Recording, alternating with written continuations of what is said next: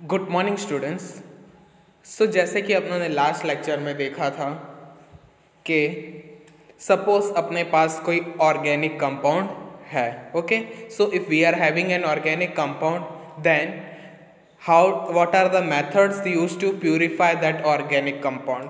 भले वो organic compound मुझे मैंने लेबोरेटरी में बनाया है या मुझे नेचुरल रिसोर्सेज में से मिला हो, but the first thing I should do is purification of that organic compound. तो उसके लिए अपने 5 मेन मेथड्स देखा था कि which were the 5 methods use for the purification of organic compounds.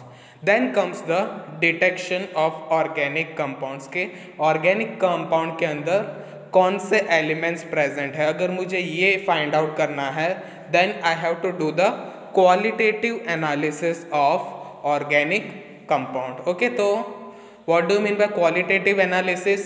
To determine the melting point, functional group and present elements। Organic compound के अंदर उसका मेल्टिंग पॉइंट क्या है या बॉइलिंग पॉइंट क्या है, देन फंक्शन उसमें कौन से फंक्शनल ग्रुप्स प्रेजेंट है एंड उसमें कौन से एलिमेंट्स प्रेजेंट है वो कंपाउंड में, वो सब के बारे में अपने को क्वालिटेटिव एनालिसिस में पता चलेगा। Okay, so the elements present in the organic compounds are carbon and hydrogen. In addition to these they may also contain oxygen, nitrogen, sulfur, halogen and phosphorus. So organic compound means they are mostly hydrocarbon and hydrocarbon means इसमें carbon and hydrogen present हो। Organic compounds में carbon and hydrogen के साथ साथ क्या present हो सकता है, oxygen, nitrogen, sulphur, halogens, phosphorus etcetera. Okay, तो ये सब जो एलिमेंट्स प्रेजेंट है कि नहीं वो अपने को कैसे पता चलेगा, with the help of qualitative analysis. तो फर्स्ट ऑफ ऑल मुझे फाइंड आउट करना है कि मेरे ऑर्गेनिक कंपाउंड में कार्बन एंड हाइड्रोजन प्रेजेंट है कि नहीं। तो उसके लिए सबसे पहले मुझे क्या करना होगा, carbon and hydrogen are detected by heating compound with copper oxide. Copper oxide के साथ गर्म करने से, तो आपके पास जो ऑर्गेनिक कंपाउंड है उसको कॉपर ऑक्साइड के साथ गर्म करने से पता चलेगा कि इसमें कार्बन या हाइड्रोजन प्रेजेंट है कि नहीं। Carbon present in the compound is oxidized to carbon dioxide and it is tested with lime water which develops turbidity. Okay, तो कार्बन प्रेजेंट है कि नहीं वो कैसे पता चलेगा, मैंने ऑर्गेनिक कंपाउंड लिया एंड उसको गर्म किया कॉपर ऑक्साइड में। जैसे ही मैं कॉपर ऑक्साइड के साथ वो गर्म करूंगा ऑर्गेनिक कंपाउंड को, तो क्या होगा, कार्बन की वजह से कार्बन का ऑक्सीडाइजेशन होगा and it will get converted to carbon dioxide, CO2 में कन्वर्ट हो जाएगा। ओके, अब ये जो CO2 प्रोड्यूस हुआ है उसको मैं लाइम वाटर के साथ रिएक्शन करूंगा। What is lime water, CaOH2। Now what is the reaction between CO2 and CaOH2? When carbon dioxide and calcium hydroxide undergoes reaction it forms calcium carbonate and H2O। Calcium carbonate का जो है वो precipitate हो जाता है, तो white colour के PPTs form होते हैं। So because of that reaction of CO2 with lime water, white precipitates are formed and because of the formation of this white precipitates the lime water appears milky। Okay, तो ये carbon and hydrogen present है कि नहीं वो test करने के लिए मुझे क्या करना होगा, ऑर्गेनिक कंपाउंड को गर्म करना होगा in presence of copper oxide. Copper oxide के साथ मैं गर्म करूंगा, अगर ऑर्गेनिक कंपाउंड में कार्बन प्रेजेंट हो then it will form carbon dioxide. अब कार्बन डाइऑक्साइड जो है वो गैस है, मुझे कैसे पता चलेगा कि कार्बन डाइऑक्साइड बना है कि नहीं। तो कार्बन डाइऑक्साइड बना है कि नहीं उसके डिटेक्शन के लिए आई विल रिएक्ट, ये जो गैस बना है उसका रिएक्शन मैं करूँगा क्विक लाइम के साथ, दैट इज कैल्शियम हाइड्रोक्साइड। तो दोनों का रिएक्शन होगा, अगर क्विक लाइम जो है वो मिल्की हो जा रहा है या वाइटिश हो जा रहा है, इसका मतलब ये है कि इसमें CO2 प्रोड्यूस हुआ है, दैट मीन्स कंपाउंड में कार्बन प्रेजेंट है। हाइड्रोजन सिमिलरली, जब कार्बन का ऑक्सीडेशन किस में होता है, CO2 में, तो हाइड्रोजन का ऑक्सीडेशन किस में होगा, H2O में। Okay, so H is converted to H2O, water molecule. अब वाटर मॉलिक्यूल प्रोड्यूस हुआ है कि नहीं वो कैसे पता चलेगा, by the reaction with anhydrous CuSO4। Anhydrous CuSO4 is colourless. Okay, तो एनहाइड्रस CuSO4 का कोई एज सच कलर नहीं होता, बट जब वो वाटर के कांटेक्ट में आता है, then anhydrous CuSO4 is getting converted to hydrous CuSO4। And आप सबको पता है कि हाइड्रस कॉपर सल्फेट का कलर क्या है, blue. So with the help of anhydrous copper sulfate we can test the presence of water molecule। water molecule आपके compound में प्रेजेंट है कि नहीं। अगर water molecule प्रेजेंट हो then anhydrous copper sulfate will get converted to hydrous copper sulfate and the color of the hydrous copper sulfate is blue। okay, so इसके मदद से मैं डिटेक्ट कर सकता हूँ कि मेरे कंपाउंड में कार्बन या हाइड्रोजन प्रेजेंट है कि नहीं। Okay, so the reaction of organic compound with copper oxide. Now carbon and hydrogen के अलावा कई अदर एनी अदर टेस्ट करना हो, then first is test for nitrogen, sulphur या फॉस्फोरस। आपके ऑर्गेनिक कंपाउंड में नाइट्रोजन, सल्फर या फॉस्फोरस प्रेजेंट है कि नहीं वो कैसे डिसाइड होगा, with the help of Lassaigne test. So detection of other elements, nitrogen, sulphur, halogen and phosphorus are present in an organic compound and is detected by Lassaigne test. Okay, तो अगर आपके compound में nitrogen present है या sulphur present है या halogen या phosphorus ये प्रेजेंट है कि नहीं वो चेक करना हो, then what which test you have to perform, you have to perform the Lassaigne test. Now Lassaigne test के लिए सबसे पहले आपको लेजाइन सॉल्यूशन बनाना होगा। Okay, so for the formation of Lassaigne solution आपको क्या करना है, सबसे पहले एक छोटा फ्यूजन ट्यूब लेना है। ओके, फ्यूजन ट्यूब के अंदर सोडियम मेटल भर देना है। सोडियम मेटल भरने के बाद उसको गर्म करना है। ओके, किसको, सोडियम फ्यूजन ट्यूब को गर्म करना है जिसके अंदर सोडियम प्रेजेंट है। रेड हॉट होने तक उसको गर्म करना है। जब वो रेड हॉट गर्म हो जाएगा, देन उसके अंदर तुम्हारा ऑर्गेनिक कंपाउंड डाल देना है। ऑर्गेनिक कंपाउंड डालने के बाद अगेन फिर से उसको गर्म करना है एंड उसको पानी भरेले इवापोरेटिंग डिश में ट्रांसफर कर देना है। As soon as you will transfer the red hot fusion tube into the evaporating dish, what will happen, the fusion tube will break. Fusion tube टूट जाएगा एंड उसके अंदर के जो कंटेंट्स है वो पानी में गिर जाएगा। अगेन नेक्स्ट फ्यूजन ट्यूब लेना है, उसके अंदर सोडियम मेटल डालना है, small piece of sodium metal, फिर उसको रेड हॉट होने तक गर्म करना है जब तक वो लाल ना हो जाए फ्यूजन ट्यूब। देन जब वो रेड हॉट हो जाता है उसके अंदर अगेन ऑर्गेनिक कंपाउंड डालना है एंड फिर से गर्म करना है जब तक वो लाल ना हो जाए। अगेन वो लाल हो जाए उसके बाद ये जो फ्यूजन ट्यूब है उसको इवापोरेटिंग डिश में डाल देना है जिसके अंदर वाटर प्रेजेंट है। तो ये जो ग्लास ट्यूब है वो इतना गर्म है, उसको पानी में डालोगे तो क्या होगा, ग्लास का जो कैपिलरी ग्लास का जो फ्यूजन ट्यूब है वो ब्रेक हो जाएगा एंड उसके अंदर के जो कंटेंट्स है वो पानी में आ जाएगा। ऐसे ही दो तीन फ्यूजन ट्यूब आपको इवापोरेटिंग डिश में फोड़ने हैं। ओके, नाउ अब ये जो इवापोरेटिंग डिश के अंदर सॉल्यूशन है उसके अंदर ग्लास के पीसेस भी है, तो first of all you have to filter the solution. Filter करोगे ऊपर वाला जो ग्लास एंड वो सब सॉलिड वेस्ट है वो फिल्टर पेपर पे आ जाएगा एंड नीचे आपको क्लियर सॉल्यूशन मिलेगा। ये जो क्लियर सॉल्यूशन है इसको बोलते हैं Lassaigne solution. And this Lassaigne solution is used for the detection of nitrogen, phosphorus, sulphur and halogens. Okay, तो ये जो सॉल्यूशन मिला है मुझे लेजाइन सॉल्यूशन के टेस्ट करने से मुझे पता चलेगा कि मेरे ऑर्गेनिक कंपाउंड में नाइट्रोजन, फॉस्फोरस, सल्फर या हैलोजन प्रेजेंट है कि नहीं। Okay, so first is the test for nitrogen. The sodium fusion extract is boiled with FeSO4 iron sulfate and then acidified with concentrated sulfuric acid. The formation of Prussian blue color confirms the presence of nitrogen.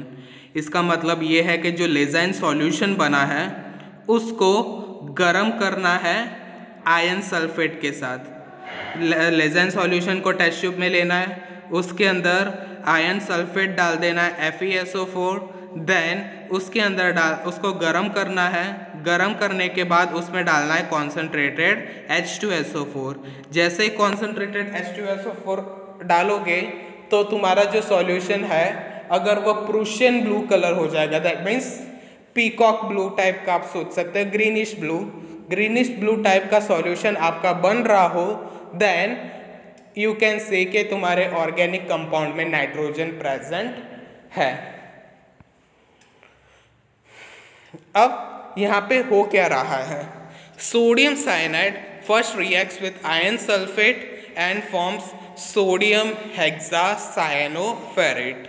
Okay, तो suppose आपके organic compound में CN present है, तो ये जो CN minus है वो Fe2+ के साथ रिएक्ट करेगा and it will form FeCN6 minus, that is sodium हेक्सासायनोफेरेट।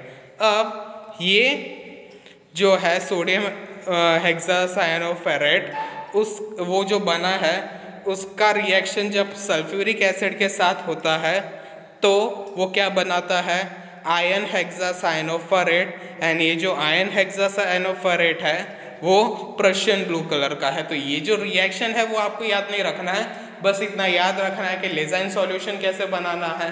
And first is the detection of nitrogen. तो अगर नाइट्रोजन डिटेक्शन करना हो then first of all you have to take the Lassaigne solution in the test tube, then you have to add FeSO4 add करने के बाद उसको गर्म कर देना है, बॉईल करना है, उबालना है। उबालने के बाद उसमें क्या ऐड करना है, कॉन्सेंट्रेटेड H2SO4। जैसे ही कॉन्सेंट्रेटेड H2SO4 ऐड करोगे देन अगर प्रूशियन ब्लू कलर डेवलप हो रहा हो देन इट इज कंफर्मिंग के nitrogen is present in your organic compound. Next is the test for sulphur. First test, the sodium fusion extract is acidified with acetic acid and lead acetate is added to it. A black precipitate of lead sulfide indicates the presence of sulfur. तो मेरा जो लेजाइन solution है, लेजाइन solution के अंदर सबसे पहले क्या डालना है, एसिटिक एसिड। एसिटिक एसिड डालने के बाद फिर मुझे ऐड करना है lead acetate solution. So when Lassaigne solution, acetic acid and lead acetate solution तीनों के मिक्स करने से ब्लैक प्रेसिपिटेट मिल रहा हो तो मैं बोल सकता हूँ कि मेरे ऑर्गेनिक कंपाउंड में सल्फर प्रेजेंट है। नेक्स्ट टेस्ट सल्फर के लिए ही, on heating the sodium fusion extract with sodium nitroprusside appearance of violet colour further indicates the presence of sulphur. अगर मुझे सल्फर ही डिटेक्ट करना है with the help of sodium nitroprusside तो पहले मुझे क्या लेना है, लेजाइन सॉल्यूशन टेस्ट ट्यूब में ले लेना है एंड उसके अंदर ऐड करना है सोडियम नाइट्रोप्रोसाइड। अगर वायलेट कलर डेवलप हो रहा हो then it indicates the presence of sulphur. Okay, now next is test for halogens. For the test of halogens, The sodium fusion extract is acidified with nitric acid and then treated with silver nitrate. तो पहले जो लेज़ाइन solution है उसके अंदर nitric acid डाला जाता है। Nitric acid डालने के बाद उसमें सिल्वर नाइट्रेट डालते हैं। तो पहले क्या करना है, टेस्ट ट्यूब में लेज़ाइन सॉल्यूशन ले लेना है। लेज़ाइन सॉल्यूशन के अंदर कॉन्सनट्रेटेड HNO3 डालना है। कॉन्सनट्रेटेड HNO3 डालने के बाद उसके अंदर डालना है AgNO3 solution, silver nitrate solution, और उसके बाद अपने को ऑब्जर्वेशन नोट करना है। Okay, first observation is a white precipitate soluble in ammonium hydroxide shows the presence of chlorine. तो अगर लेज़ाइन सॉल्यूशन में HNO3 and AgNO3 डालने के बाद अगर वाइट प्रेसिपिटेट आए जो एमोनियम हाइड्रोक्साइड में सॉल्यूबल हो जा रहा हो, तो इसका मतलब ये है कि मेरा जो ऑर्गेनिक कंपाउंड है उसमें क्लोरीन प्रेजेंट है। Suppose Lassaigne solution, nitric acid and AgNO3 का जो रिएक्शन है उसके बाद येलोइश प्रेसिपिटेट आए, येलोइश प्रेसिपिटेट जो पार्शली सॉल्यूबल है एमोनियम हाइड्रोक्साइड में, then it shows the presence of bromine. Similarly अगर येलो प्रेसिपिटेट आए जो एमोनियम हाइड्रोक्साइड में इनसॉल्यूबल हो, then it shows the presence of iodine. Okay, so with the help of this Lezyne test we can detect the presence of halogens, that is chlorine, bromine and iodine in your organic compound. Next is test for phosphorus. The compound is heated with an oxidizing agent, sodium peroxide.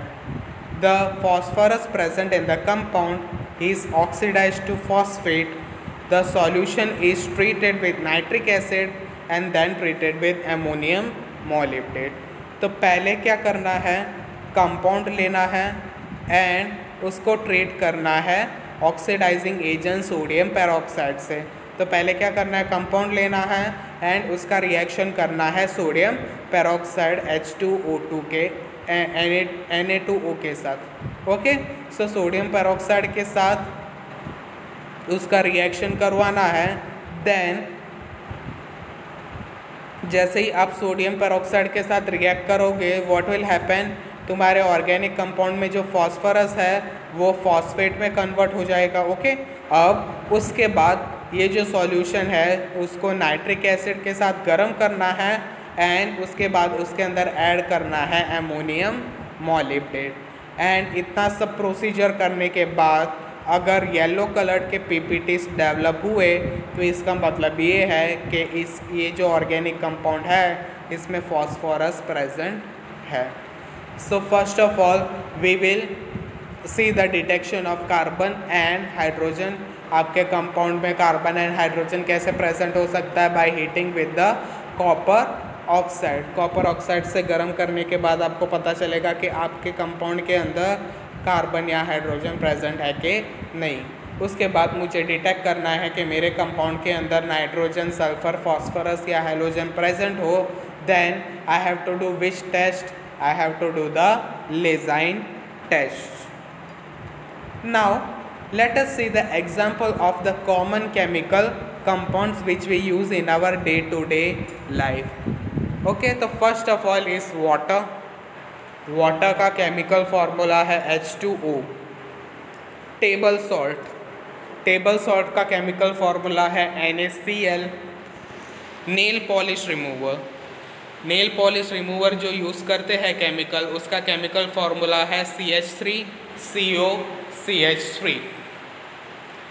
Then table sugar, table sugar का formula है, table sugar is basically your sucrose and table sugar का formula है C12H22O11। Battery acid, आपका आप जो batteries use कर रहे हो कार में एंड ऑल दैट, ऑटोमोबाइल में, वो बैटरी के अंदर कौन सा एसिड प्रेजेंट है, that is sulfuric acid H2SO4. Vinegar. What is the formula of vinegar? CH3COOH या C2H4O2. What is the chemical formula of soap? C17H35COONA. Washing soda का क्या है? Na2CO3.10H2O. बेकिंग सोडा का क्या है? NaHCO3.10H2O. ब्लीचिंग पाउडर का formula है NaClO. Okay, now have we ever thought what is inside our body? अपने बॉडी के अंदर क्या प्रेजेंट है? Most of the human body is made up of water H2O with the cells consisting of 72% water by weight. Okay, सो अपना जो human body है उसमें 72% जो है वो पानी है. सो यू नो कि अपने लिए वाटर कितना इम्पोर्टेंट है. 99% of the mass of human body is made up of only just 6 elements. अपने बॉडी में जो 99% एलिमेंट है वो कौन से है? First is oxygen, then carbon, then hydrogen, then nitrogen, then calcium and phosphorus. बाकी जो एलिमेंट्स अपने बॉडी में फाइंड आउट होते हैं that is just in trace quantities. Okay, what is inside the talc powder? अपने जो टैल्कम पाउडर यूज़ करते हैं जनरली उसके अंदर कौन से केमिकल प्रेजेंट होते हैं? Talcum powder is a soft white powder developed from talc और magnesium silicate, a mineral composed primarily of magnesium, silica and oxygen. तो अपने जो नॉर्मल टैल्कम पाउडर यूज़ करते हैं वो वाइट कलर का होता है, that is soft also, and वो किससे बना होता है? Magnesium silicate. एंड ये जो मैग्नीशियम सिलिकेट के अंदर क्या प्रेजेंट है? मैग्नीशियम प्रेजेंट है, सिलिकॉन प्रेजेंट है एंड ऑक्सीजन प्रेजेंट है. What is inside a nail polish remover? Nail polish remover के अंदर कौन सा केमिकल कंपाउंड है? So the nail polish remover which the girls use is containing ethyl acetate. Okay, so dilute ethyl acetate is present inside the nail polish remover. What is battery acid? तो battery के अंदर कौन सा acid भरा हुआ होता है? That is sulphuric acid H2SO4. What is antacid? जब भी आपको एसिडिटी का प्रॉब्लम होता है then what you are taking? Antacid. तो एंटासिड के अंदर क्या प्रेजेंट है? Sodium bicarbonate, aluminium hydroxide and magnesium hydroxide. तो एंटासिड जो अपना एसिडिटी बॉडी में अगर एसिडिटी हो जाए then we are taking antacid. And वो जो एंटासिड ड्रग है उसमें क्या प्रेजेंट है? That is sodium bicarbonate NaCO3, aluminium hydroxide AlOH3 and magnesium hydroxide MgOH2. What happens when food goes inside our stomach? अपने पेट के अंदर फूड जाता है उसके बाद क्या होता है? ऑब्वियसली केमिकल रिएक्शन होगा. कौन सा केमिकल रिएक्शन हो रहा है? Thousands of chemical reaction takes place during digestion. So digestion के टाइम पे हज़ारों केमिकल रिएक्शन अपने बॉडी में होता है. As soon as we put the food in our mouth, an enzyme in our saliva called amylase starts to break down the sugar and other carbohydrates into simple form our body can absorb. तो जैसे ही अपने जो food है वो मुंह में रखते हैं तो फर्स्ट ऑफ ऑल सलाइवे के साथ फूड मिक्स होता है. ओके, तो सलाइवा में जो एंजाइम प्रेजेंट है दैट इज़ एमाइलेस, वो फूड के साथ मिक्स होता है and it is converting into simpler compound. Simple compounds में उसको तोड़ देता है ताकि बॉडी वो जो न्यूट्रिएंट्स है वो अच्छे से एब्जॉर्ब कर सके। Hydrochloric acid in our stomach reacts with the food to break it down while enzymes break the proteins and fat। अपने स्टमक के अंदर जो हाइड्रोक्लोरिक एसिड प्रेजेंट है वो फूड को तोड़ता है एंड जो एंजाइम प्रेजेंट है अपने बॉडी में वो फैट एंड प्रोटीन्स को तोड़ता है। It is breaking down into simple molecules so that simple molecule होने की वजह से वो अपना जो बॉडी है वो जल्दी एब्जॉर्ब कर लेता है ये सारी चीज़ों को। Next question, why bubbles are lost when we leave soda can open for a long time. So ये जो कार्बोनेटेड ड्रिंक्स है कोको कोला पेप्सी एंड जो सोडा है थोड़ी देर ओपन रखने से उसके अंदर का जो बबल है वो क्यों लॉस्ट हो जाता है। What is the reason for the losing of bubbles inside the carbonated drinks? If we leave a soda can open for a long time, the carbonic acid decompose to carbon dioxide and water। तो basically ये जो bubbles दिखते हैं अपने को soda या carbonated drinks के अंदर वो किसके वजह से है, वो कार्बोनिक एसिड के वजह से है, दैट इज़ H2CO3। ओके तो ये H2CO3 अगर एटमोसफेयर के कांटेक्ट में आता है तो क्या होता है, it is converted to H2O and CO2। वो H2O और CO2 में कन्वर्ट हो जाता है जिसके वजह से वो जो फिज़ है वो बबल्स है वो कम होता जा रहा है। बिकॉज जो बबल्स है वो किसके वजह से हो रहा है, कार्बोनिक एसिड के वजह से। एंड ये जो कार्बोनिक एसिड है वो डिकम्पोज हो गया तो फिर बचा ही नहीं, उसके अंदर कोई बबल्स होगा ही नहीं। Why water becomes colder when glucose is added to it? आपने नोट किया होगा कि जब आप ग्लूकोज का पानी बनाते हो देन भले पानी गर्म होता है but still after addition of glucose it appears colder. Okay तो जैसे आप ग्लूकोज डालते हो तो पानी थोड़ा ठंडा हो जाता है। इसका रीज़न क्या है, dissolution of glucose in water is an endothermic process. ये भी एक केमिकल रिएक्शन ही है। ग्लूकोज जब वाटर के साथ रिएक्ट करता है देन वो एनर्जी एब्जॉर्ब करता है। Why, because it is an endothermic process. In thermodynamics the word endothermic refers to the process or reaction in which the system absorbs energy from the surroundings in the form of heat। तो thermodynamics या in chemistry endothermic का मतलब ये है कि system अपने आजू बाजू में से एनर्जी ले लेता है, energy in the form of heat.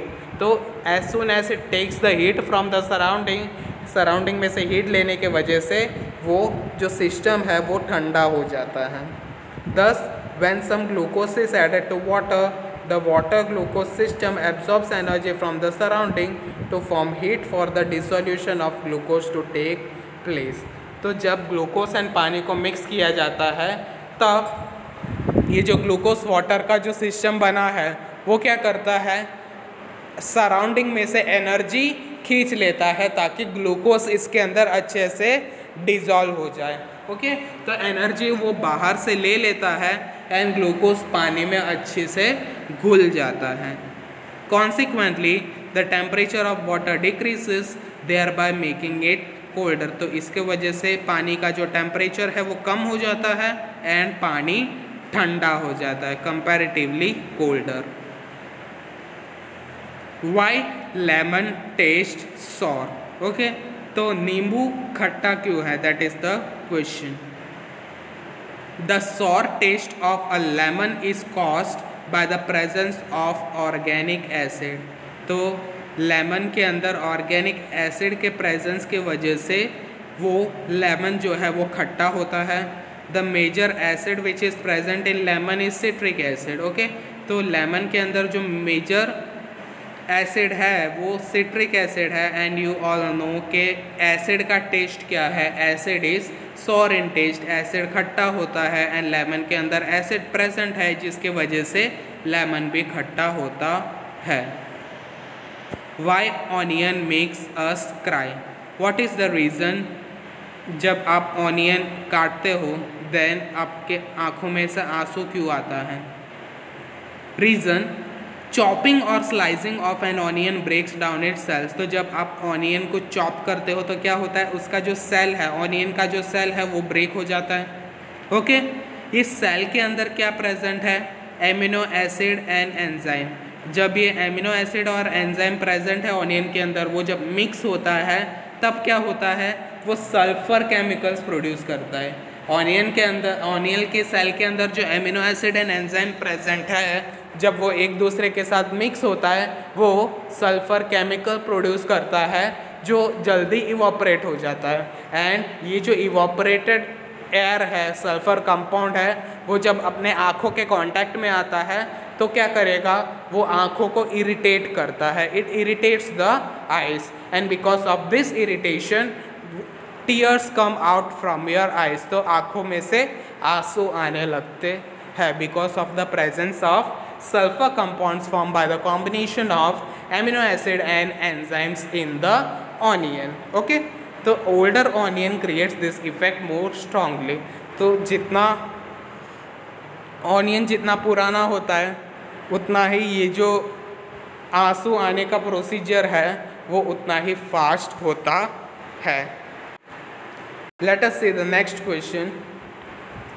What is the name of the compound containing COOH functional group?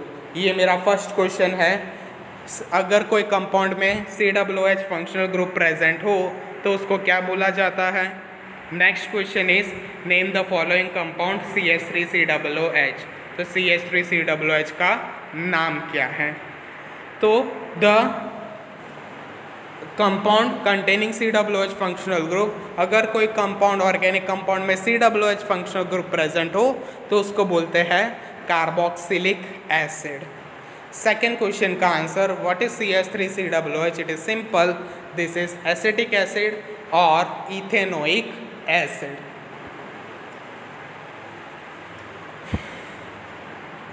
Next question, if a negatively charged rod is held near an uncharged metal ball।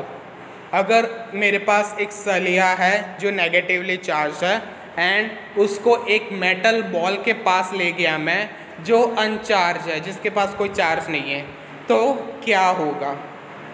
Again अच्छे से समझ लो, मेरे पास एक metal ball है जो chargeless है, जिसका कोई चार्ज नहीं है, एंड मेरे पास एक मेटल रॉड भी है जो नेगेटिवली चार्ज है। तो मैं ये नेगेटिवली चार्ज रॉड जब मेटल बॉल के साथ पास ले जाओ, then what is the changes occurring? So answer is the metal ball becomes polar. तो मेटल बॉल जो है वो पोलर बन जाता है बिकॉज मेटल बॉल जो है वो न्यूट्रल है एंड रॉड जो है वो नेगेटिवली चार्ज्ड है। Which of the following mixture would create a buffer? Okay, तो 5 ऑप्शन दिया हुआ है, कौन से 5 ऑप्शंस को मिक्स करने से अपने को बफर सॉल्यूशन मिलेगा? The mixture of H3PO4 and NaH2PO4। तो बफर का मतलब क्या है? जब वीक एसिड और उसका कॉन्जुगेट बेस कंबाइन होता है तब वो बफर सॉल्यूशन बनाता है। तो here the weak acid is H3PO4 and the conjugated base of H3PO4 is NaH2PO4। तो ये जो है H3PO4 एंड NaH2PO4 या H2PO4 माइनस, इससे अपने को बफर सॉल्यूशन मिल सकता है। Which of the following compounds have the ability to form the hydrogen bond? इनमें से कौन से कंपाउंड हाइड्रोजन बॉन्ड बनाता है? तो ऑब्वियसली वाटर जो है H2O वो हाइड्रोजन बॉन्ड बनाता है, वो सबको पता है। NH3 भी हाइड्रोजन बॉन्ड बनाता है एंड CH4 मीथेन भी, एंड HF भी हाइड्रोजन बॉन्ड बनाता है। जब अगर आप इमेजिन करो then also you can see कि जब H2O का स्ट्रक्चर, NH3 का स्ट्रक्चर एंड HF का स्ट्रक्चर ड्रॉ करोगे या इमेजिन करोगे तो आप को पता चल जाएगा कि इसमें हाइड्रोजन बॉन्ड प्रेजेंट है कि नहीं। What is the common name for acetyl salicylic acid? Acetyl salicylic acid को जनरली अपने क्या बोलते हैं? एस्पिरिन। ओके, तो जो एस्पिरिन अपने दवा जो एस्पिरिन लेते हैं उसका साइंटिफिक नेम क्या है? Acetyl salicylic acid. What is the name of polyatomic anion MnO4 minus? MnO4 minus जो पॉलीएटॉमिक आयन है उसका नाम क्या है? The name is permanganate. तो MnO4 माइनस का नाम है परमैंगनेट। सो MnO4 माइनस के साथ K+ अटैच हो जाए then it will for KMnO4 and KMnO4 का नाम क्या है? Potassium permanganate. What elements has 10 protons?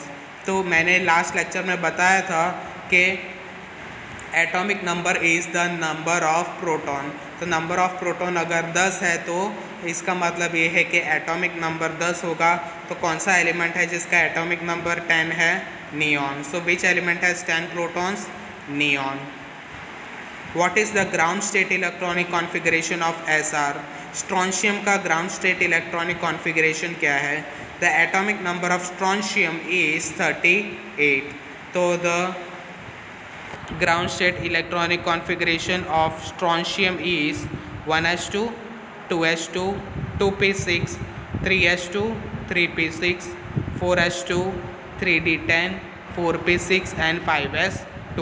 तो आप अगर ये जो नंबर ऑफ इलेक्ट्रॉन्स है उसका एडिशन करोगे then you will get the number of 38। Which element in the periodic table is having the largest electronegativity? कौन सा एलिमेंट है जिसके पास सबसे ज़्यादा इलेक्ट्रोनेगेटिविटी है? The example is fluorine. Okay, तो पीरियोडिक टेबल में फ्लोरीन जो है उसके पास मैक्सिमम इलेक्ट्रोनेगेटिव कैरेक्टर है। The oxygen release during photosynthesis originates from which compound? तो आप सबको पता है कि फोटोसिंथेसिस के टाइम पे ऑक्सीजन गैस बाहर निकलता है और ये जो ऑक्सीजन गैस है वो कहाँ से आता है? यू ऑल नो कि फोटोसिंथेसिस के टाइम पे क्या होता है? CO2 एंड H2O कंबाइन होता है to form C6H12O6। CO2 and H2O में से ग्लूकोज बनता है, लेकिन ये जो ऑक्सीजन बन रहा है, ऑक्सीजन गैस जो बन रहा है वो CO2 में से बन रहा है या H2O में से? So your answer is H2O। Water में से फोटोसिंथेसिस के टाइम पे वाटर मॉलिक्यूल में से ऑक्सीजन मॉलिक्यूल रिलीज होता है। What is the oxidation number of carbon in formaldehyde? Formaldehyde के अंदर कार्बन का कौन सा ऑक्सीडेशन नंबर है? तो अगर आप कैलकुलेट करोगे फॉर्माल्डिहाइड का फॉर्मूला है HCHO। ओके, तो इसमें हाइड्रोजन को +1 रखोगे एंड ऑक्सीजन को -2 रखोगे तब आप देख सकते हो कि कार्बन का वैलेंसी जो ऑक्सीडेशन नंबर है वो 0 हो जाएगा। What is the common name for the elements in group 2? Periodic table में जो ग्रुप 2A है उसका कॉमन नेम क्या है? That is alkaline earth metals. Okay, so periodic table में जो ग्रुप 2A है, जो सेकेंड कॉलम है, उसका जनरल नेम है alkaline earth metals. Okay, so this are the basic concepts of chemistry second part. So इसमें मैंने केमिस्ट्री के बेसिक भी करवा लिए एंड थोड़े क्वेश्चन आंसर्स भी देख लिया है जो डे टू डे लाइफ में आपके काम आ सकता है। ओके।